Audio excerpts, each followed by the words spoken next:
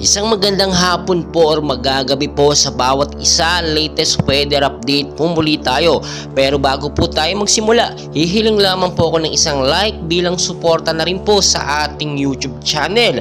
So as of now, ang hypnosis po natin galing na rin mismo sa Pag-asa. Northeast monsoon po na siyang nakakaapekto po sa ilang bahagi po ng Luzon, at samahan pa po natin yan ng shear line na siyang nakakaapekto naman sa eastern section po ng Central at Southern Luzon. So makikita nyo ngayong hapon at posible hanggang sa gabi, ilang bahagi po ng South at North Luzon ay posible pong makaranas ng pag-uulan dahil nga po yan sa tinatawag po natin na Northeast monsoon po, at talagang dapat po natin yung bantayan. Makikita nyo rin po sa ating pinaka live radar, meron po tayo na mataan dito na active low pressure area, which is masyado naman pong malayo ito, at wala sa loob ng Philippine Area of Responsibility, pero dapat pa rin natin itong tutukan at bantayan dahil posible itong makadulot or magkaroon ng maliit na epekto sa ating bansang Pilipinas.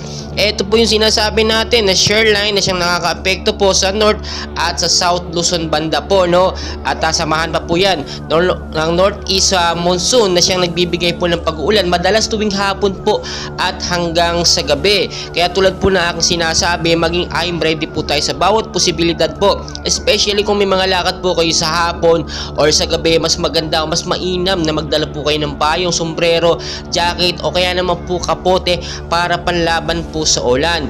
Ito rin po yung tamang panahon para tayo maghanda in case po magkaroon ng mga storm signal or mga active low pressure area, or mga thunderstorm na nasa loob po, nasa labas ng Philippine Area of Responsibility. Mas maganda na ngayon pa lang yung naghahanda tayo.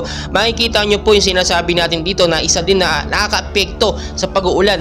Etong easterlies po sa bandang Central Luzon naman po siya tumatama. Etong hanging amihan po yan. Makikita nyo naman sa ating pinaka live radar, talagang papunta siya ng north, pa northwestward po ang kilos ng hangin na ito. Ito pong easterlies po na ito or easterly ay malamig na hangin po. Hanging amihan po na ina-expect natin magtatagal hanggang sa Pebrero po ng 2024 dahil Bermas po talaga yung nagsisimula. Pero magkagayon man, posibleng magbigayan ng pag-uulan, especially sa hapon at sa gabi. At posible rin mabuo yung mga cloud cluster dahil nga po sa sirkulasyon. Ito pong easterlies na yan, kasama pa yan northeast monsoon na siya nagbibigay ng pag-ulan sa ilang bahagi po ng bansa. Patuloy ko po kayong update, and please huwag niyong kalimutan mag-like and subscribe for more weather updates po araw-araw po yan. Maraming salamat.